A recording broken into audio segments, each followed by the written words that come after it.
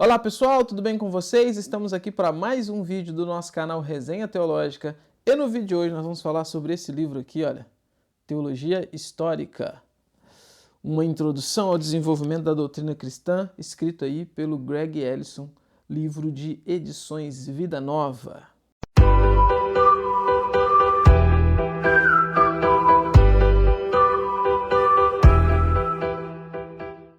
A teologia histórica é uma das áreas da teologia que mais chamam a minha atenção. Estou fazendo uma pós-graduação em teologia histórica. O meu mestrado, apesar de ser um mestrado em divindades, as matérias são também voltadas para a teologia histórica. E eu gosto muito e, enfim, já trouxe alguns materiais aqui para vocês e sempre que tiver, então, oportunidade eu quero trazer mais e mais materiais dessa área, que é uma área que eu acho que precisa ser mais dado uma atençãozinha melhor do que tem se feito ultimamente. O que é a teologia histórica, né? Para a gente começar, então, analisando esse livro. Você tem, por exemplo, eu vou usar a história da igreja como base. A história da igreja, ela é uma matéria que está fundamentada nos eventos históricos. Então, ela vai te falar, por exemplo, o que foi a Reforma Protestante, quando que a Reforma Protestante aconteceu, os principais nomes da Reforma Protestante, as áreas de abrangência da Reforma Protestante e tudo mais. A teologia histórica, ela não está preocupada, o foco dela não é te apresentar os eventos, mas o foco dela é te mostrar o pensamento, o desenvolvimento teórico que está por trás, então, desses eventos, às vezes impulsionando esses eventos, às vezes surgindo como consequência desses eventos. A gente pode ver na história aí esses dois âmbitos, né? Ou impulsionando os eventos ou sendo consequência dos eventos. Então, num material como esse aqui, que é um material muito bom e muito completo aí de edições Vida Nova, claro, a gente está pensando aqui no material introdutório, né? Obviamente, tenham em mente isso, a gente está pensando aqui no livro introdutório. Mas esse livro, então, a preocupação dele, a preocupação é te mostrar os temas, apresentar a questão teórica, apresentar o assunto. Então, sei lá, usando a reforma como exemplo, a gente tem 31 de outubro de 1517, a fixação ali na porta do castelo de Wittenberg das 95 teses. Isso é a teologia, isso é a história da igreja. A teologia histórica vai ser estudar, por exemplo, as 95 teses. Estudar, por exemplo, o tema das 95 teses. Estudar, por exemplo, o tema que impulsionou os reformadores a fazer o que eles estavam fazendo ali. Eu gosto muito, gente, muito legal. E essa obra aqui, então, é uma obra que, ela, na verdade, ela acompanha a teologia sistemática do Wayne Grudem, né? Inclusive, nas duas obras vem citando isso, que uma foi escrita, essa aqui foi escrita para conversar com a teologia sistemática do Grudem. E por que uma obra dessa de teologia histórica conversa com uma obra de teologia sistemática? Porque, obviamente, a sistemática, ela vai te contar ali, por exemplo, os temas, as doutrinas em bloco, né? Ela vai pegar a cristologia e vai colocar toda ela em bloco. A teologia histórica, ela vai te mostrar dentro da cristologia, por exemplo, essa obra aqui, né? Como que foi a cristologia no período do Novo Testamento, como que foi a cristologia no período da Igreja Primitiva, como que foi a cristologia nos primeiros credos ali, como que eles lidaram com a pessoa de Cristo, o ser de Cristo naqueles primeiros credos, a importância desses primeiros credos para o desenvolvimento, o estabelecimento de uma cristologia sólida, bem fundada. O que foi cristologia no período medieval, por exemplo, como que foi cristologia no período da Reforma, pós-Reforma, chegando até na Idade Moderna, onde, enfim, modernidade, pós-modernidade, onde descambou tudo, né, do ponto de vista teológico. Seria basicamente essa estrutura. E é isso que o Ellison faz aqui.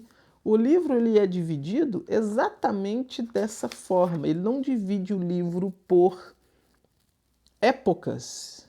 Então ele não vai pegar, por exemplo, assim, primeiro ao terceiro século e discutir tudo que estava e te mostrar tudo que estava sendo discutido ali. Não.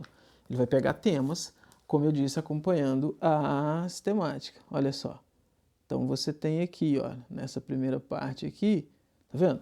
Ó, a doutrina da palavra de Deus, o cânon das escrituras, inspiração das Escrituras, autoridade das Escrituras. Primeira parte é toda falando sobre as Escrituras. Segunda parte, toda falando sobre a doutrina de Deus, existência de Deus, caráter de Deus, Deus em 3 pessoas, a criação, providência e tudo mais. Aí, ó, vem terceira parte, doutrina da humanidade, antropologia. Quarta parte, as doutrinas de Cristo e do Espírito Santo. Quinta parte, doutrina da aplicação da redenção. Sexta parte, doutrina da igreja. Sétima parte, doutrina do futuro. Deixa eu mostrar isso aqui também para vocês verem. Eu mostrei o outro e não mostrei essa. Só que como que ele faz isso? Esse é o ponto, né? Esse é o ponto. Se você pegar aqui então, sei lá, o cânon das Escrituras. Ele vai começar aqui, olha, o cânon das Escrituras. Ele começa com o que ele chama de declaração de fé. O que seria a declaração de fé aqui? É o que ficou estabelecido, é uma síntese do que ficou estabelecido e daquilo que você tem, por exemplo, na teologia sistemática.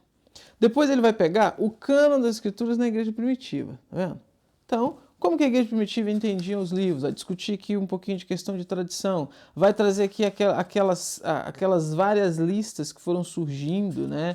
Até o cânon muratoriano, por exemplo, até chegar no fechamento do cânon, enfim, né? O fechamento formal do cânon com os 66 livros. Aí, ó, cânon de Orígenes, tá vendo? Olha só, vai te mostrar isso daqui. Depois, cânon de Eusébio, depois ela vai chegar, então, o autor vai fazer o quê? Ele vai dar um salto aqui, olha, o cânon na Idade Média, tá aqui, ó. Por que tem pouquinho? Porque na Idade Média pouca coisa, não se mudou nada em relação ao cânon, né?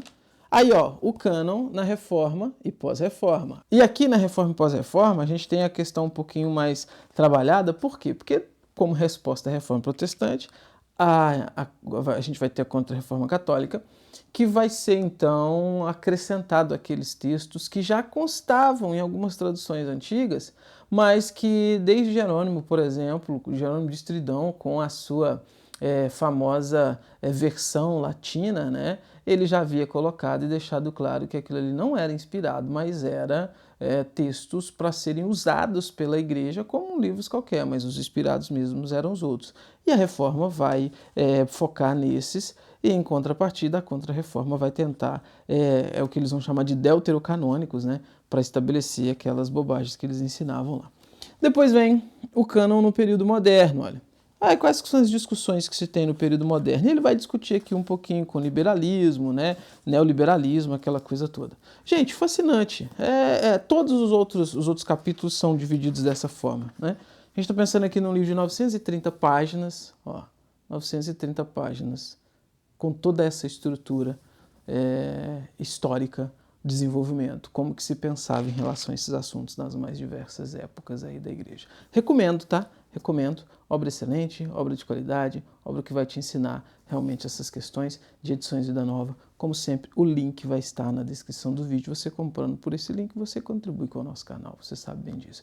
E não se esqueça, curtir, comentar o vídeo aí, né? Não é inscrito no canal, se inscreva para continuar ajudando a essa nossa corrente aqui do Resenha Teológica continuar expandindo e mais pessoas conseguirem ter acesso a essas recomendações para parar de gastar dinheiro comprando livro ruim e comprando só coisa de boa qualidade. Eu vou ficando por aqui. Esse é o vídeo de hoje. Tchau, até os próximos vídeos do canal.